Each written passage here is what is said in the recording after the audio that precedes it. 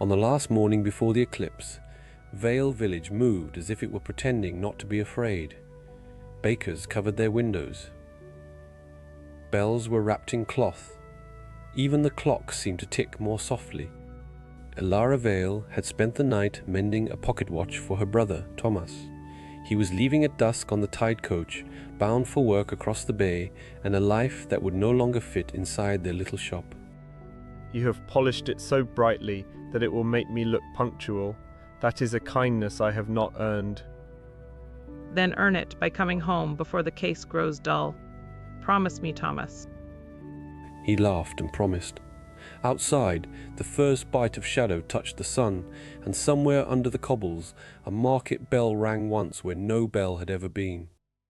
Elara found the stairway behind a flower stall that had never stood there before.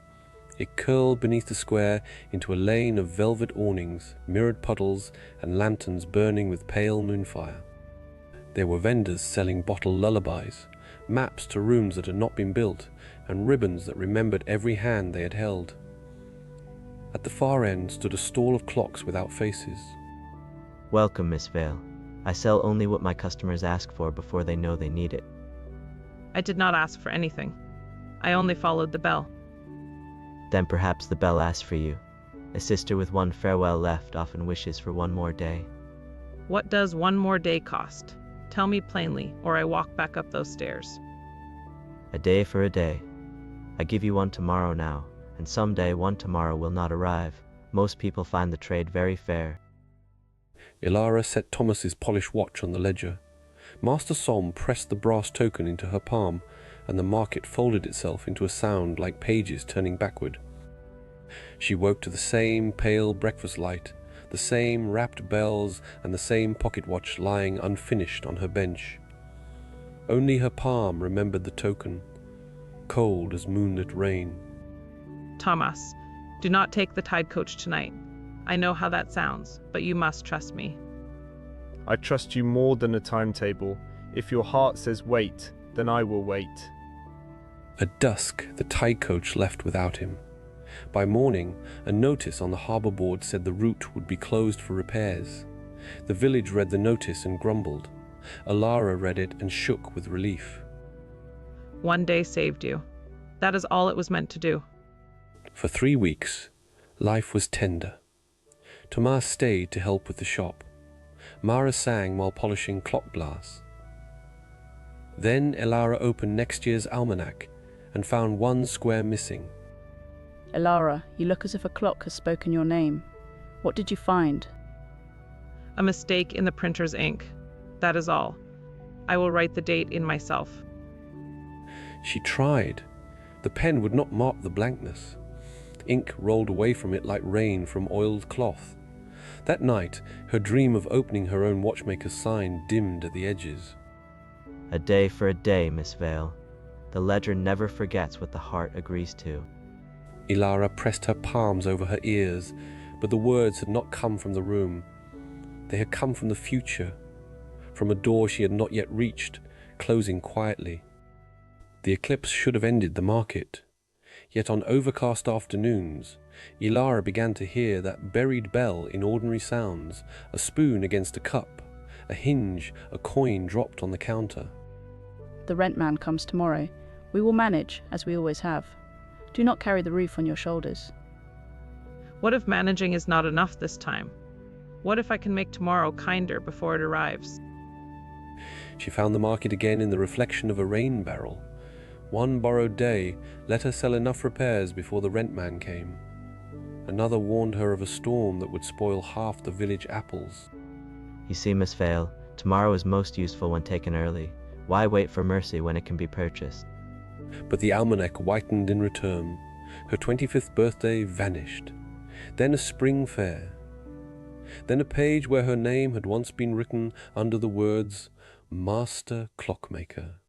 On the next eclipse, Elara entered the market with all her blank days tucked beneath her coat. The stalls seemed quieter now, as if every seller were listening to her debt breathe. Do not show him your fear. Master Solm charges interest when he sees a trembling hand. Who are you? If you know the price, tell me how to pay it without losing myself. I mend the clocks he leaves behind. The market never takes empty hours. It takes the bright ones, because bright days cast the longest shadows. Aura touched one blank square. For a heartbeat, Ilara saw what had been removed, a blue painted shopfront, her mother's laugh, Thomas hanging her sign above the door. He did not take days I would not miss. He took the reasons I wanted more days at all. Totality fell. The sun became a black coin in a silver ring, and every clock in Master Solm's stall opened its faceless door. Behind each door waited a day. Ilara had not lived. You have borrowed generously. I can simplify the account. One future day of triumph will pay all little debts. You mean the shop? My name on the sign. My mother in the doorway. Tomas beside me. A beautiful day. Rich enough to cover everything. You will still live, Miss Vale. You will simply live around the absence. The contract says, a future not yet lived. It does not say, the future must be yours, if you can make the market accept another. Ilara looked past the ledger to the market itself. It appeared only during eclipses. It lived from bargain to bargain. It too had tomorrows. It had not spent. Then take the market's next eclipse. Take the day it would return to Vale. Let that pay what I owe. Clever customers are expensive. Very well, but a market without a return leaves no refunds, no rescues, and no second chances. The ledger closed. Every clock door shut at once. The market did not collapse or scream. It simply packed itself into shadow, like a travelling tent folded by invisible hands. You saved what you loved, but not without cost. That is the only honest kind of magic I have ever known. Years passed. Ilara never opened the blue shopfront from her lost vision. Instead, she repaired watches from a cart by the square. Mara laughed there. Thomas brought tea there. Time, ordinary and unpurchased, came back one morning at a time. You still watch the sky whenever the light changes. Do you think the market will come back? Not for us. I paid with its road back here. That is enough for one lifetime. But at sunset, beneath a sky briefly shaped like a ring, a brass token appeared on the cart. It was stamped not with tomorrow, but with someday. Ilara did not touch it. Somewhere far away, a market bell rang once.